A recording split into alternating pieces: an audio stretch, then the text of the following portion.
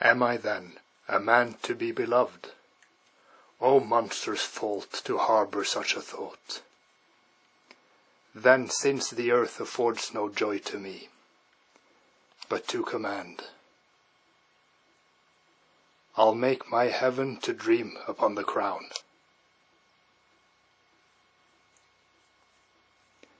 We're playing a 9th Age battle between Highborn Elves under Richard III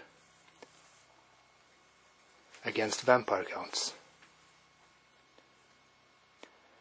The Vampire Counts have deployed in a marching column with their ethereal units on the flank against Sky Sloops and Reavers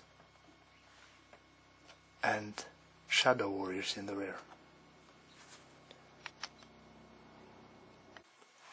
What an occurrence! After the zombies are deployed behind the skeletons with halberds,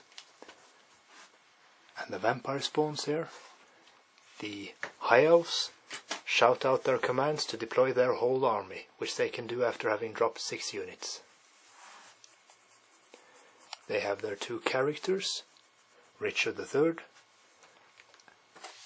and a Master of Canreig Tower with the BSB standard, Battle Standard Bearer. Behind the impossible terrain, the tree, you have swordmasters and archers in the rear. And here comes the cavalry.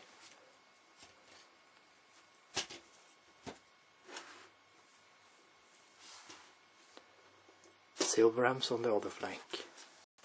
The Master of Canreig Tower has Awakened the Beast, Oaken Throne, Healing Waters, the hereditary spell of High Elves, and which other spell? The first one. Did you say Raven's Wing. Raven's Wing, yeah. So he's quite versatile. On the other side, the Vampire Lord deploys with the skeletons. He has the Pentagram of Pain from Occultism, so he can regain wounds and do damage in a circle around him. And here is the Necromancer. On the corpse cart, he has Molten Copper, the missile, and Arise, the racing spell, and an item so he can race twice during the magic phase.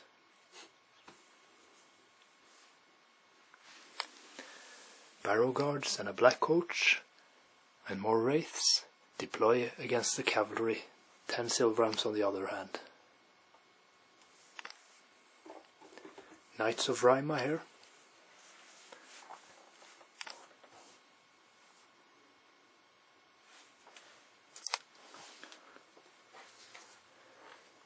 It'll be a battle of movement. And Richard III, we found out the dragon, or the characters, can deploy out of the marching column order. We're playing marching column, so we had to deploy from one side and then leftwards from the view of the camera, but the characters didn't have to follow that rule. So he redeployed on the flank. Richard III has claimed that on a general basis he will exercise his law and slay all the enemies. Richard moves up to lead his men on a headlong charge. The whole army advances except the fast movers and shooting units in the rear. The Sky Sloops are a bit hesitant as Richard speaks to his army. I torment myself to catch the English crown, and from that torment I will free myself, or hew my way out with a bloody axe.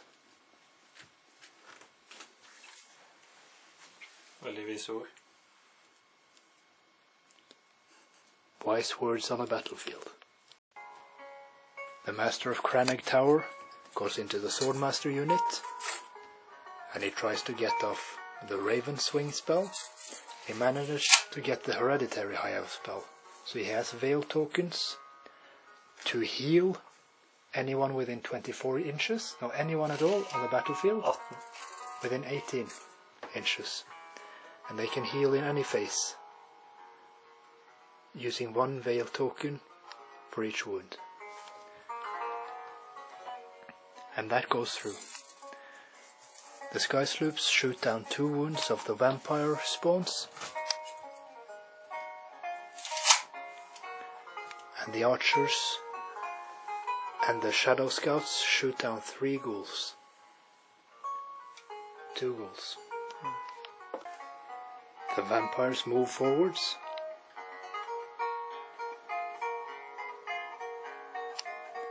Flyers by the lake, vampire spawns. The wounded spawns behind the necromancer to heal.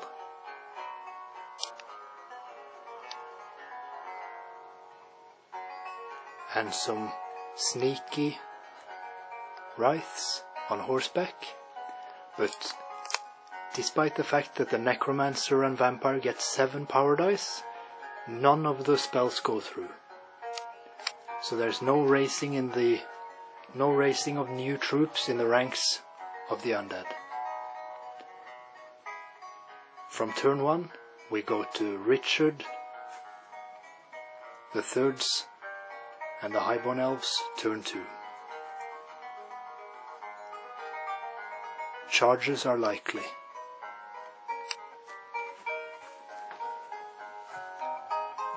Especially since the vampire count didn't manage to get any chaff units out with spells, or raise any. From that torment I will free myself, or hew my way out with a bloody axe. Richard III charges the flank of the vampire count's unit of skeletons, and swordmasters charge to the front, so they're going full in against the general. And they didn't manage to raise any skeletons last turn, so they're vulnerable. The Dragon Princes charge ghouls, and the Sky Sloop fails the charge against the skeletons.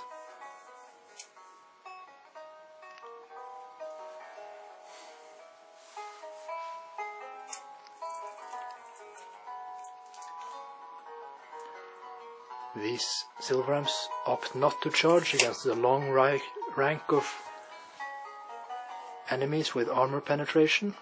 They even choose to neglect the flank of these vampire spawns, which was teasing them. The Master of Canreig Tower is now in battle, and he failed with his hereditary spell for healing.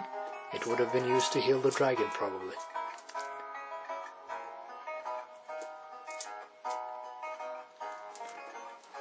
But what he got through was the Oaken Throne, and then he failed on Raven's Wing, trying to move the failed charge chariot. The archers shoot down 2 wounds of the vampire spawns, and now we're going to the combat phase.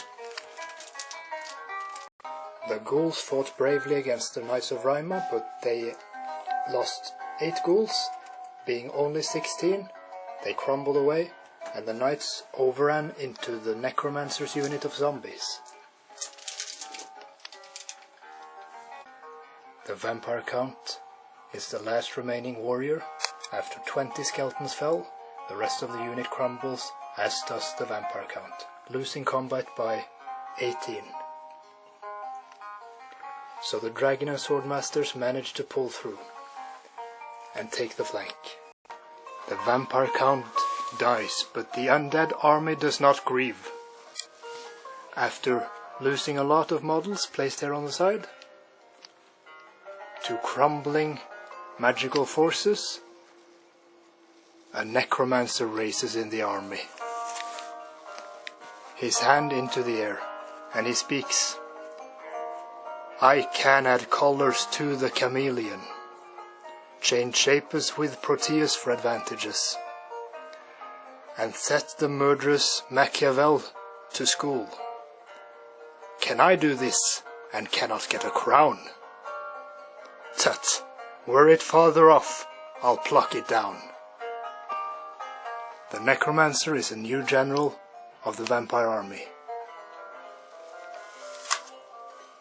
On vampire count, turn through 2, The Cadaver Wagon succeeds on 6 out of 7 regen saves, only losing 1 wound. Having 3 left, the Necromancer stands fast. They lose 3 zombies or something at the end of the combat, 6 by their unstable rule. The Swordmasters kill almost all the zombies here though. They kill 20, crumbling 20 more, so out of 45 there are 6 left. In the next combat, vampire spawns and wraiths and mounted wraiths charged the dragon. 3 mounted wraiths or 2 mounted wraiths are killed, but that's the only damage the dragon does. It loses 1 wound itself and manages the break test, so it doesn't flee and reforms to face them.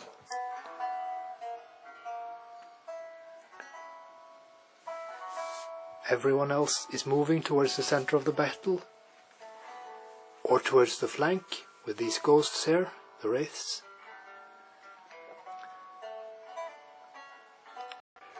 The Necromancer gets off the Arise spell as well, raising lots of zombies around.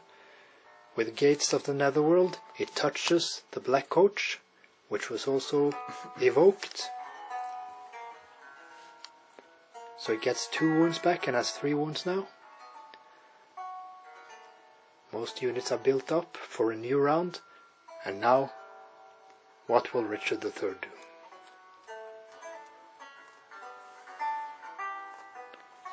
On his 3rd turn, Chaff and the Silverhelms reroute to join the battlefield. One Sky Sloop manages to charge into the zombies here, the other one fails. That's actually a Sky Sloop, despite the beautiful horses. And there you have it. Movement, turn 3 Highborn Elves. For magic, we get 6 power dice and 6 dispel dice. The vampire count does 3 veil tokens into 1 extra dispel dice, so they have 7. The Highborn Elf converts 6 veil tokens into 2 power dice, so he has 8. In the Highborn Elf magic phase, nothing happened. It fizzled. The combats are pretty steady. The dragon loses 2 more wounds, but wins combat by 2. And the vampire spawns lose 2 wounds. And the wraiths are decimated, crumbling away. The Swordmasters win their combat, killing the 6 zombies, of course. There's a draw in this combat. Only 3 zombies die, and despite 6 impact hits from the Sky Sloop on the d6 dice, he only wins combat by 2 and loses 1 wound and wins combat by 1. Now we're at Vampire Count's turn 3, and they'll try to turn the tides against Richard with their new general. Richard was on the edge of death, fighting the 6 vampire spawns, but he made 4 armor saves with his slight armor, and a dragon, trying to revenge his dying master, on command of King Richard III, killed 5 vampire spawns with the crumble, and there's 1 left with 2 wounds remaining. So Richard has faced his most dangerous opponent, the vampires, on the battlefield. The zombies here lose fewer zombies than they managed to raise. And the Sky Sloop actually loses combat against these zombies.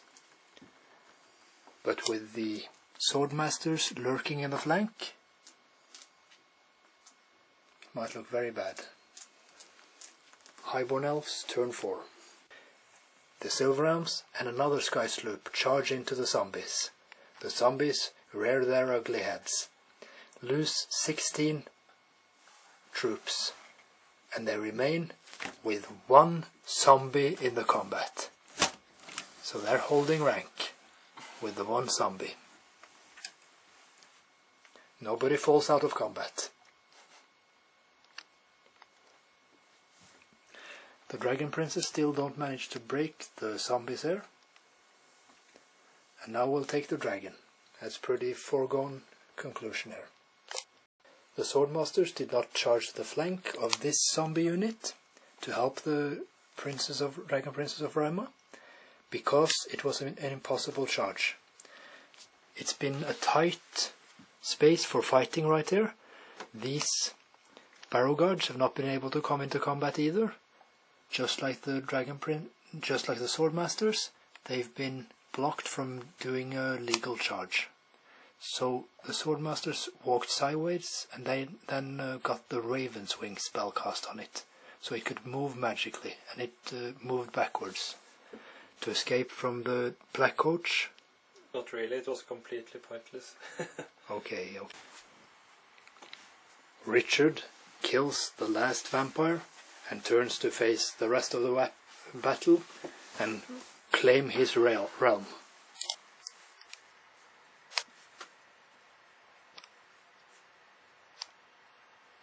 The archers have stood untouched the whole battle. Now it's Vampire Count's turn 4. The Princes of Ryma still stand against the Cadaver Wagon of zombies. But the Sky Sloop and Silverams kill the zombies, even though 12 new are raised.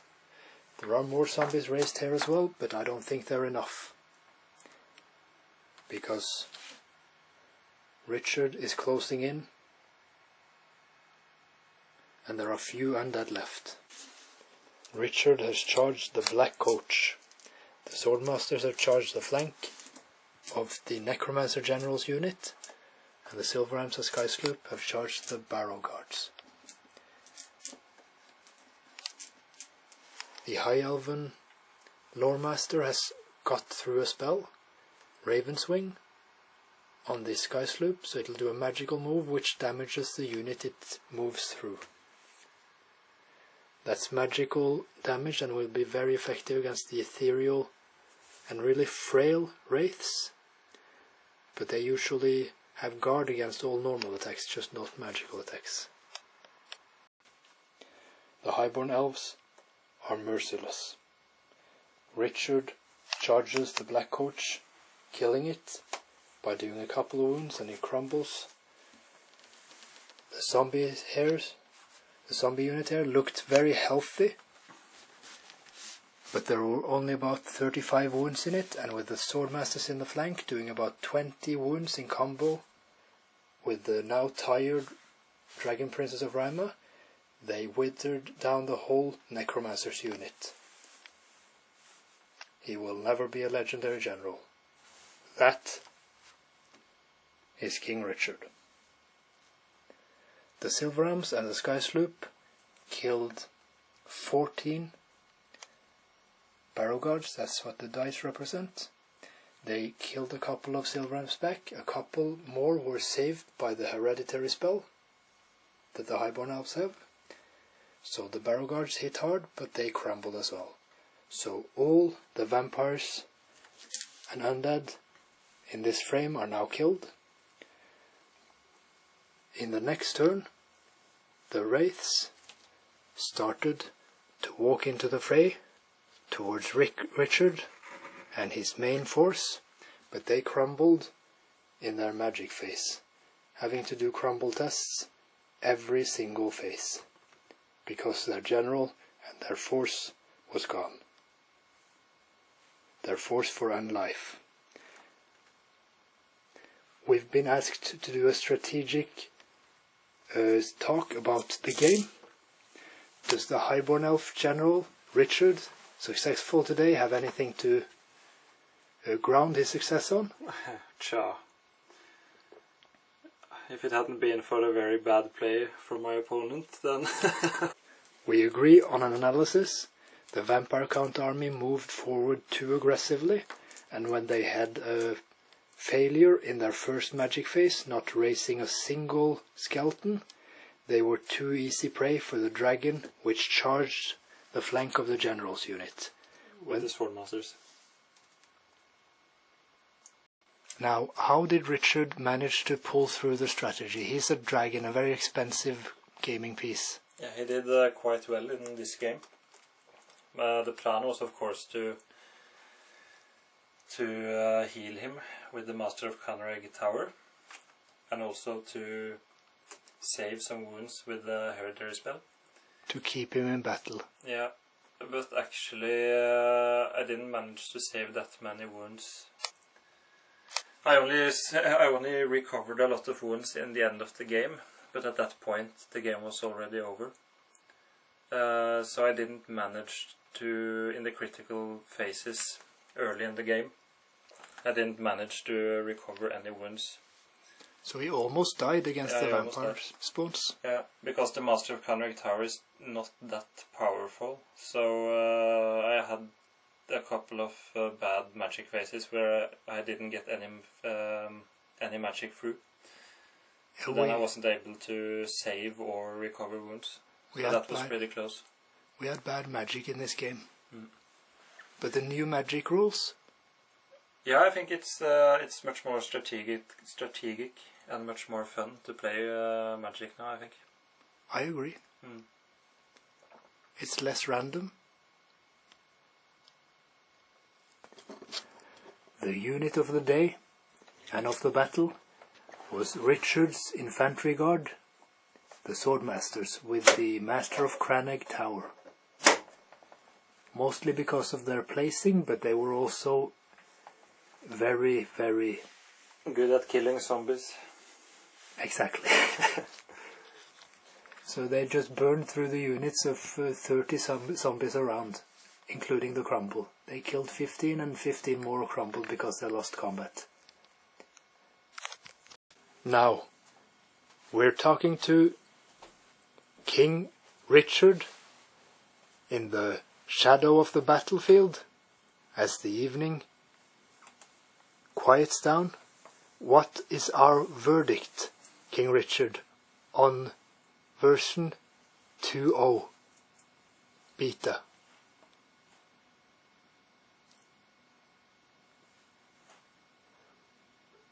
We think it's working very well. We really like the beta. We think it's been balanced very well and most units are more usable. And the game seems to have been brought up a level. In playability, Battlescribe is very easy to use to make lists, and that kind of counters the problems with all the percentages and so on.